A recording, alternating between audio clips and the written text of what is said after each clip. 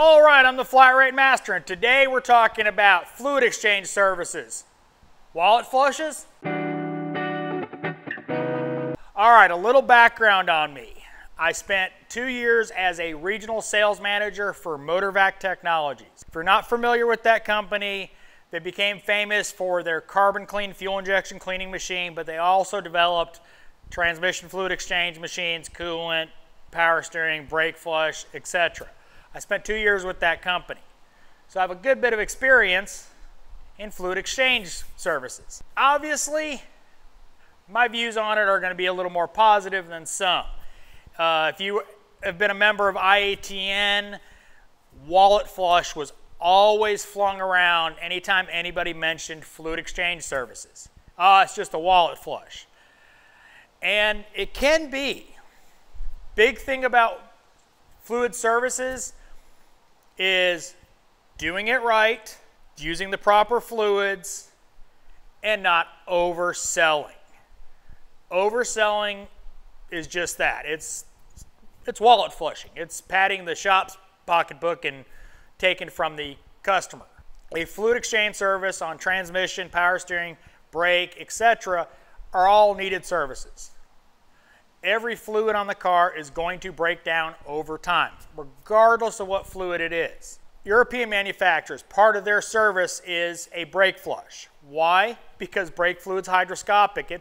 It picks up moisture. It also can pick up copper from brake lines. If you've ever seen green brake fluid, that's copper.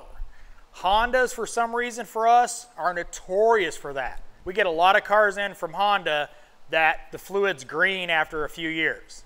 That's why we do brake flush. Transmission services. I'm going to do a little mini rant here. Universal transmission fluids do not exist, period, end of story, no. And I will give you one very good reason. Actually, two really good reasons. Dexron 3 and Dexron 6, Mercon 5 and Mercon LV. Why? Dex 3 and Mercon 5 are standard viscosity transmission fluids. Dexron 6 and Mercon LV are low viscosity fluids.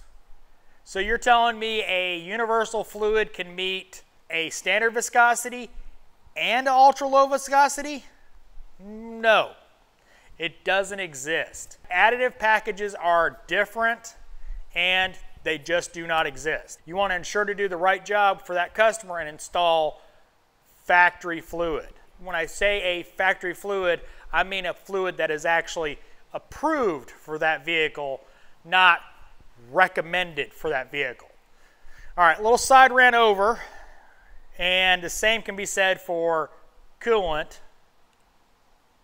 I won't get into that rant right now. Every fluid on a vehicle wears out. Additive packages degrade over time, and as long as you're doing it in a responsible manner, based on the vehicle that's in front of you and not on, I need to make hours. A coolant flush on a car with 30,000 miles on it because you need to pad your hours is just wrong. Sorry, it's wrong. You know, when the factory interval is 100,000 miles and it's at 30,000 and you're wanting to do a coolant flush, it's just wrong. There's some exceptions. Honda transmissions, you know, the V6s, if you want them to last, you need to do at least a drain and fill every 30K. Is, you know, a lot less intensive than a flush, and you only get, you know, 3-4 quarts out. So it's a little more, needed to be done a little more often than a complete fluid exchange. You know, the two big ones that everybody is controversial about is power steering and brake fluid. Now, power steering, if you like doing power steering racks on Hondas and pumps, don't flush the fluid. But if you want to do what's right for your customer, as that fluid degrades, and it's usually pretty obvious when it degrades, it starts leaving black on the reservoir, flush it out. Their power steering system will last 100, 200,000 miles easily without any repairs. Maybe doing the O-rings on the pump at some point, the inlet and the outlet. Other than that, it'll last 200,000 miles easily, no racks. They leave that fluid alone, I can guarantee you're going to be putting a pump in it, a rack in it, and probably in another 30, 40,000 miles because you used aftermarket parts, you're going to be doing it again. And I'll tell a story about brake fluid. Now, when I was working for MotorVac, I went into a Ford dealer. One of my big accounts had that dealership as an account for their fluid exchange. They didn't even buy my brake flush machine. They bought it from a competitor. But he's like, you know, please talk to these guys about, you know, brake fluid and why they should flush it, because no one in the shop would do a brake flush. And it was up near North Carolina on the main highway headed up to Asheville. And it was a Ford dealer. So I'm sitting there, guys, okay, you've got a guy with an F-350 hauling a trailer going through the mountains. What happens to that brake fluid as it boils? You get brake fade. Why does the brake fluid boil? Well, because it has water in it. It's a simple concept.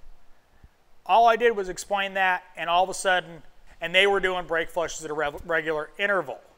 Now, up in the Northeast, up in, you know, the Rust Belt, brake flushes usually aren't that easy because, you know, rust. So I hope you liked this video about wallet flushing. If you did, give me a thumbs up. If you want to see more videos like this, subscribe. Make sure and hit that bell notification so you get notified when I put out a new video. And as always, thanks for watching. I am the Flat Rate Master.